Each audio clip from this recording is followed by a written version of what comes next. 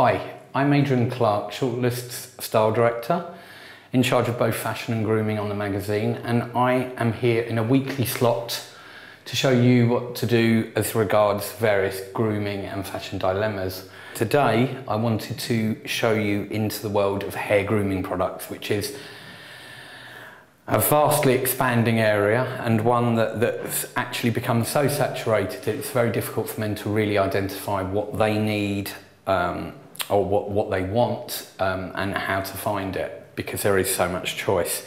Personally, I think this has been created by the hair product manufacturers. It's the long and the short of it, purely because they all want to be considered to be creating the next innovation in hair styling product. They will rename it. For example, what was always known as just gel is now also called styling steel. It can be gloss, it can be glue, but fundamentally they all do exactly the same job and they are all just gels.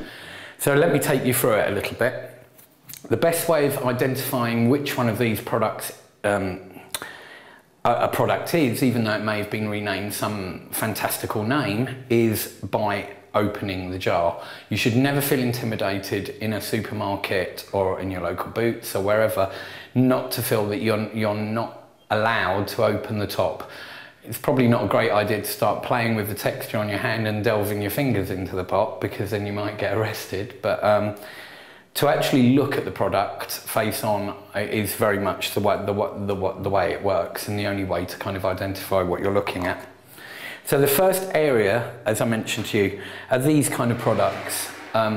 These are called, as I said before, these are the clays and putties and muds. And these have a very fibrous texture. If something's opaque all the way through, ignore the colour. It's about the density of the opaque or translucentness. If it's opaque all the way through, then it will give you a gritty finish, as in these. So this will dry to give you a powdery finish, but will, in most examples, be quite malleable. Just take the shine off of the actual, off of the hair. So it almost looks like you're not wearing a hair product, but will give you plenty of hold to achieve whatever style you want. The next set of products, which don't give any hold at all to the hair, but some people just like to give themselves a healthy shine, usually better for longer hairstyles, are the sprays.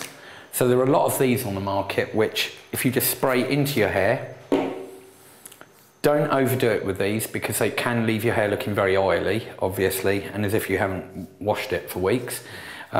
You just need to put a touch of this into the hair, put it into the roots and try and pull it down, depending on how long your hair is, towards the end of the follicles, because what that will do is, again, stop it looking so greasy.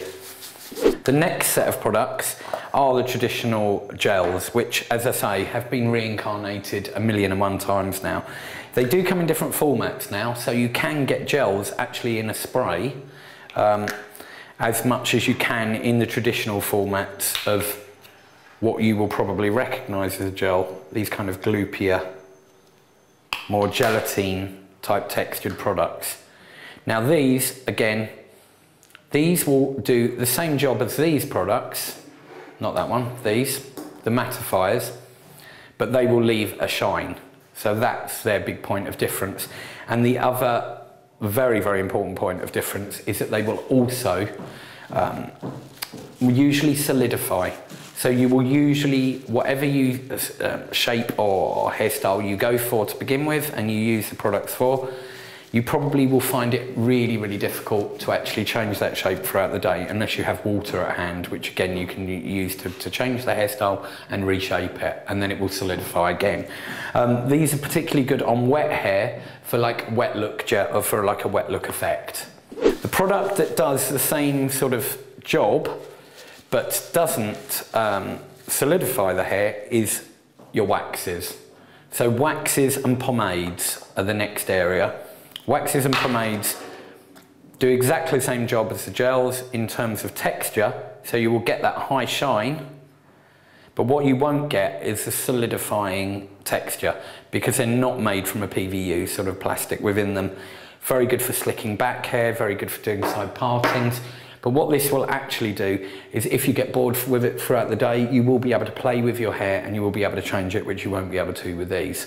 So basically, in a nutshell, those are the 4 groups. My advice, as I say, is always to look in them. If you're looking for matte hair, look for stuff that's dense and has a chalky finish to the surface of it, and no translucency whatsoever. A form of translucency with a high shine on the top will almost always be a wax. Unless it has a very gloopy and glutinous feel and is very movable, which will be invariably a gel, which, as I say, this is the one you kind of have to be a bit wary of because it does set hard, but it is an underrated product that kind of got a lot of bad press. That's all I have to say today, and I hope that's answered some of your questions, because I know how difficult it is identifying what these products really do and what is the right one for your hairstyle.